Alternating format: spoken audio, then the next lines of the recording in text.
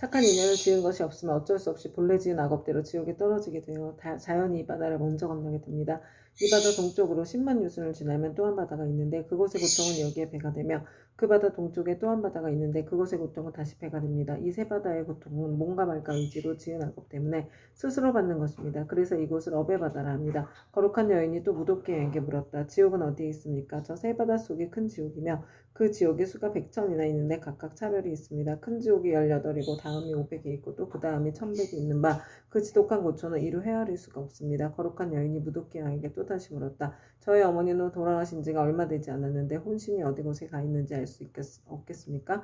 무도께 여인이 다시 물었다. 보살의 어머니는 살아계실 때 어떤 일을 하셨습니까? 저희 어머니는 그릇된 소견으로 산보를 비방하고 헐뜯었으며 설령 잠깐 믿다가도 또 금방 공경하지 않았습니다. 돌아가신 지 얼마 되지 않았으니 다시 태어난 것을 알 수 없겠습니까? 무도께 여인이 물었다. 보살의 어머니는 성씨가 무엇입니까? 거룩한 여인이 대답하였다. 저의 부모는 모두 바람은 종족으로 아버지의 이름은 시라성견이요 어머니 이름은 연젤입니다. 무도께 양이 합장하며 머리를 조아리고 거룩한 여인에게 말하였다. 원컨대 보살께서는 너무 슬퍼하거나 근심하지 마시고 집으로 돌아가 계십시오. 죄인이었던 열젤이는 천상에 태어난 지 3일이 되었습니다. 효순한 자식이 있어 어머니를 위하여 각화정자 제왕렬에 탑이 있는 절에 공양을 올리고 복을 닦은 공덕으로 보살의 어머니뿐만 아니라 그날 이 무간지옥에 있던 죄인들 모두가 함께 천상에 태어나 편안함을 누리게 되었습니다. 이 말을 마치고 무도께 양은 합장하며 물러갔다.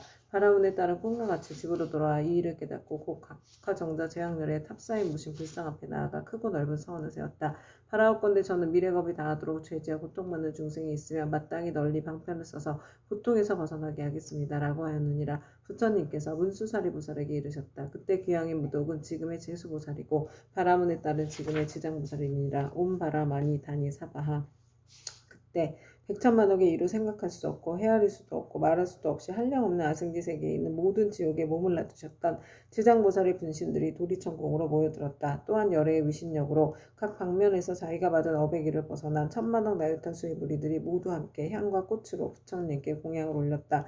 이들은 모두가 지장보살의 교화로 인하여 영원토록 다시 없는 바르고 원만한 깨달음에서 물러서지 아니하며 머나먼 겁으로부터 내려오면서 나고 죽는 물결에 빠져 육도를 쉴 새 없이 헤매면서 잠시도 쉴 틈 없이 가진 고초를 받다가 지장보살의 넓고 큰 자비와 깊은 서원의 힘으로 제각기 도가를 얻은 무리들이었다. 이들은 도리천공에 이르러서 아주 기쁜 마음으로 열애를 우러러보며 잠시도 한눈을 팔지 않았다. 그때 세존께서 금빛발을 펴시어 100천만억에 가히 생각할 수도 없고 헤아릴 수도 없고 말할 수도 없이 한량없는 아승지 세계의 모든 하신 지장보살 마하사를 이마를 어루만지시며 이르셨다.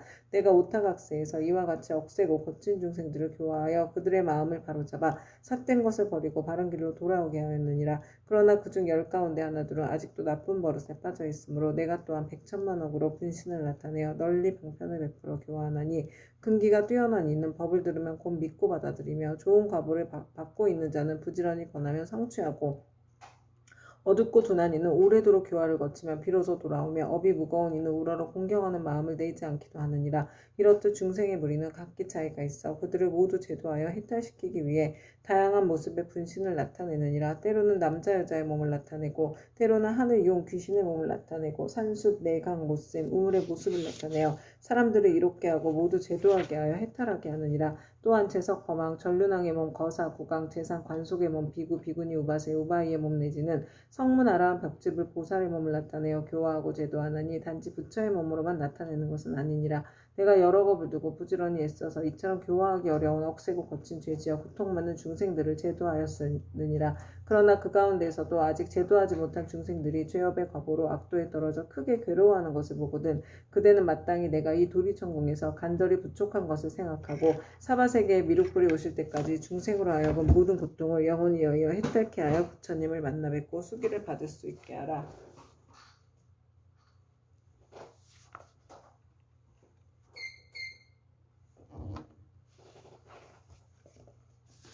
그때 모든 세계에 모인 지장보살의 분신들이 다시 한 몸이 되어 애절한 마음으로 눈물을 흘리면서 부처님께 사례었다. 세존이시여 제가 아득하고 먼 옛곱전으로부터 부처님의 인도를 받아 가히 생각할 수 없는 신통력을 얻어가 주었나니 저는 저의 분신으로 하여금 100천만억 강하에 모래알같이 많은 세계에 두루하여서 한 세계마다 100천만억의 몸을 놔두고 한 분신이 100천만억 사람을 제도하여 삼복에 귀하게 하며 영원히 나고 죽음의 고통을 여의고 열반의 기쁨에 이르도록 하겠나이다.